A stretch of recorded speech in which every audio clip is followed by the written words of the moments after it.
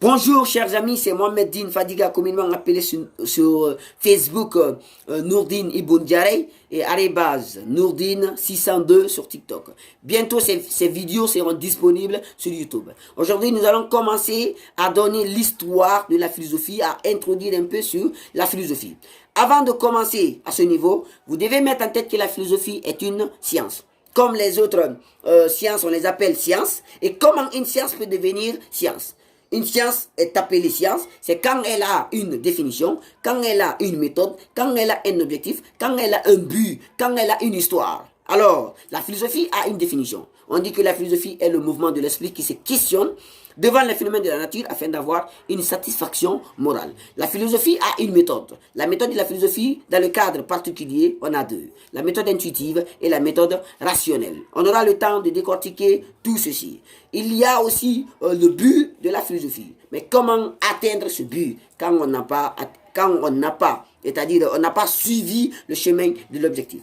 Il faudrait que nous suivons l'objectif de la philosophie pour atteindre ici le but de la philosophie. Il y a l'homme, Dieu et la nature. C'est pas facile d'atteindre ce but en philosophie, on le sait très bien. Et voilà l'histoire de la philosophie. L'histoire de la philosophie est commencée au temps de pré-socratique, depuis l'Antiquité. Et donc, nous allons dire que Pythagore de Samos, il est le fondateur de la philosophie. Thalès de Mileto est le premier professeur de la philosophie. Anaximandre sont les disciples. Après ceci, nous avons Socrate, nous avons Platon, nous avons Aristote et les pré-socratiques et les socratiques aussi. Alors, donc l'histoire commence à ce niveau. Il y a une histoire de la philosophie et comment cette philosophie est apparue.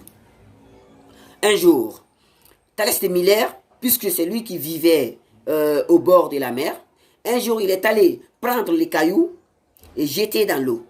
Il y a une formule qui est sortie. Déjà, c'est à travers là, Thalès de Mileto a tracé la formule triangulaire qu'on voit aujourd'hui en mathématiques.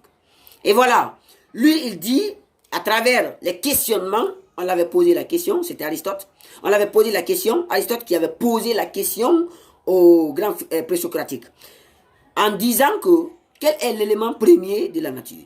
Thalès de Mileto a dit que l'élément premier de la nature, c'est l'eau. Pourquoi? Parce que c'est lui, parce qu'il vivait au bord de la mer.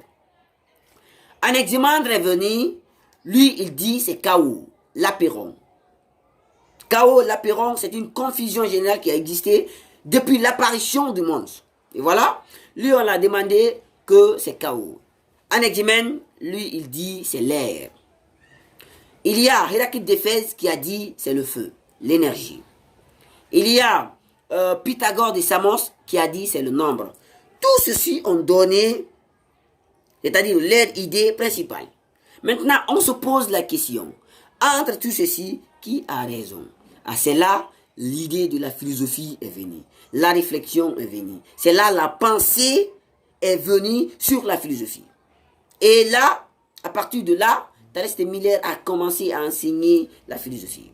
Et voilà, nous allons justement se limiter au niveau de cette histoire. Vous devez mettre en tête que l'histoire est commencée déjà au temps des pré-socratiques, depuis l'Antiquité, comme on vient à peine de dire.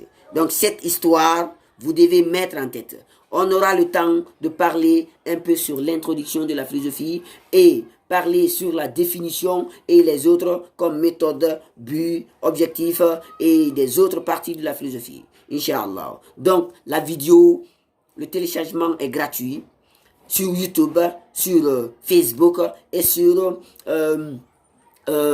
TikTok déjà. Donc c'est Mohamed Din Fadiga, communément appelé Nourdine Ibn Jarey. Et vos critiques et vos suggestions sont les bienvenues. Merci chers amis.